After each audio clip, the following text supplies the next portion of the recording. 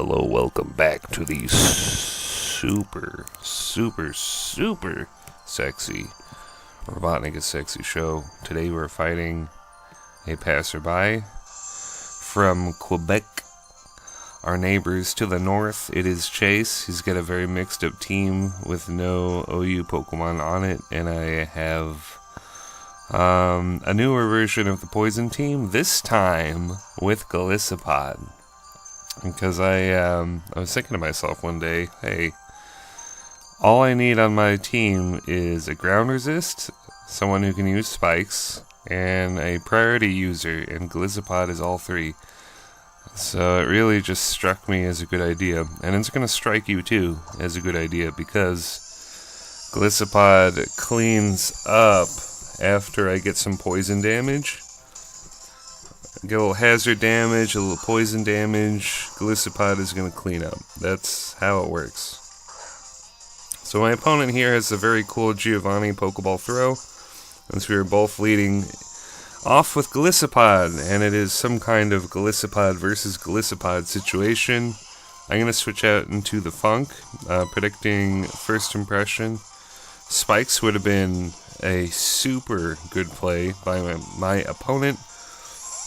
I see no life orbs, so I know this is probably some kind of really lame Assault Vest Golisopod. I'm gonna just go Infestation, hoping that maybe my opponent is stupid enough to continue attacking me. Because if I trap in Golisopod, then I get free Toxic Spikes pretty much forever. And yeah, his team does not appreciate spikes of any kind. He's got a lot of grounded Pokemon. But, yeah, I get to scout with some little damage from Infestation and see that shiny Reuniclus is holding the leftovers item, which means it is more than likely a defensive calm mindset. So I'm gonna decide to bring in my Landorus T as quickly as possible and go for the Fly AMZ. And if it is max defense, it ought to live, actually, which is pretty impressive. But what isn't very impressive is I can just finish it off with a U-turn the next turn, and I outspeed Reuniclus anyway, so Reuniclus really has no business staying in at all.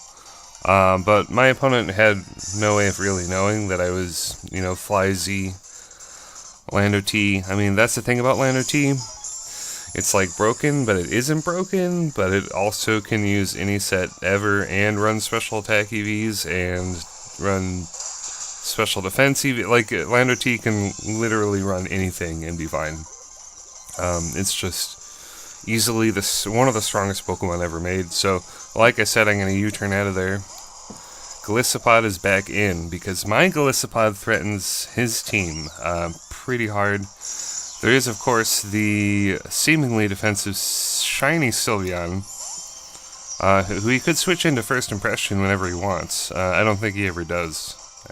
Spoilers. He's also carrying Moonblast, which is really interesting, because, like, from a competitive standpoint, you're either using an underused team that has Moonblast in fear of underused Komo-o, who I think was bumped into OU, so I guess now it doesn't make any sense. But people used to run Moonblast because Komo-o was in underused. I think it's just clear OU now. I think it's just moved away from underused entirely. So yeah, I think what is more likely the case is my little Canadian friend is just rocking a bunch of random dudes, and he doesn't have the Hyper Voice tech, which would do a lot more damage. So I'm going to do what I talked about earlier with Golisopod.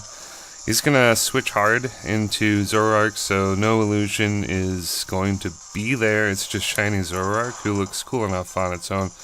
My opponent is not going to be lucky at all, and no flinches with Dark Pulse are going to happen, which means I am able to get up my Toxic Spikes pretty much for the cost of a lot of health. But I have Regenerator ability, so I don't even mind it. I'm not even bothered by that.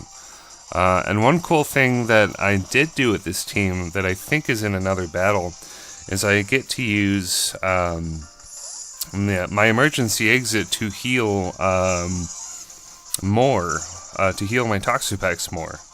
Basically, I'm able to get out a weakened Toxapex thanks to emergency exit and then switch out immediately, but I think that's a different match, and it's pretty hype, so you'll see it later. Honestly, these matches are a little bit long. The first one was pretty quick, but yeah, this is, I mean, okay. So when you have a toxic team, and it's all about using toxic effectively, you have to have some amount of stall there. And that amount of stall is Big Bird, who is just going to roost on all that shit. Like, we're going to roost off the flamethrower damage from switching into it, and now we're just going to volt switch out of there, which takes out Zoroark. So that's really good. Now I can go into my Toxapex and, I don't know, just kind of torture people with Infestation. I already got my layers of Toxic Spikes up. So Absol comes in, is badly poisoned, and now I'm predicting this Absol to Mega Evolve and go Sword Dance. It does Mega Evolve right there. So, yep, of course Mega is here. It doesn't Sword Dance, goes for knockoff, which hurts a lot, actually. That really smarts.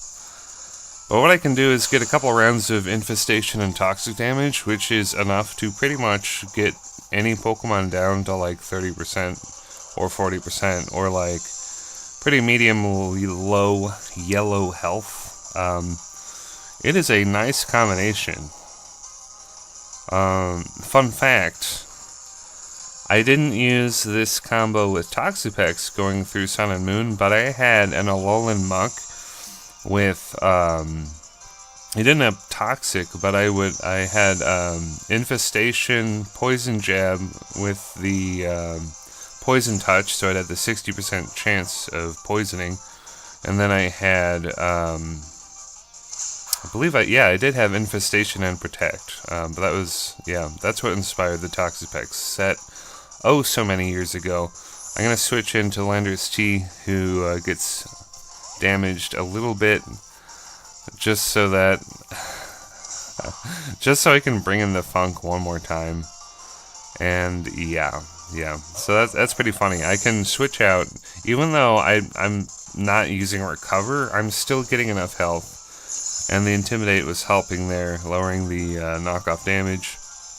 Now I do believe I am going to fodder off, or try to fodder off Toxapex, since it can't really do anything more in this battle, and you never want your last Pokemon alive to be a Toxapex, because, like, then you're really screwed, because, I mean, at best, Toxapex has Scald as an attacking move. I have Infestation. I'm going to Infestation hit the Hydreigon and get damaged by its rocky helmet. So that does kill me. That's pretty surprising. It does let me know that, this is a very slow Hydreigon who will definitely go down to first impression. He didn't even make any effort to switch into his Sylveon. Now he does. But Sylveon will be badly poisoned, and that is, of course, kind of a no-no. You don't want that. I do expect a Heal Bell to come out pretty much at any point. But a really funny thing I can do with this Sylveon, if it's carrying some kind of psychic coverage, I can disable it. So I'm going to substitute and scout for that right now. The Sylveon is going to go Moonblast, doesn't even break my substitute, so that's really cool. I think I'm just going to speed up the battle by clicking Overheat a bunch, because, like, this guy's team, like, I mean, like, if they have grounded Pokemon and, like, clearly no way of clearing hazards, then you can pretty much know that they're doomed to Toxic Spikes. And I guess whenever I use Overheat, the camera blurs because of the the animation of Overheat just fucks with the camera for some reason. So we got the fingers again. I really thought this Sylveon was going to go Wish, so I just wanted it to go down to Poison for sure. But it's going to go Hidden Power Fire, it looks like. So, didn't even bother clicking Wish. Really wonder what this trainer's team is all about here. As now it will for sure die to poison. I don't have sub up anymore. His last Pokemon is Golisopod. Now, I'm pretty much fisting this man. But he does have a Lumberry to heal the poison damage. It's 5-on-1 right now, and a pretty pathetic sight to see.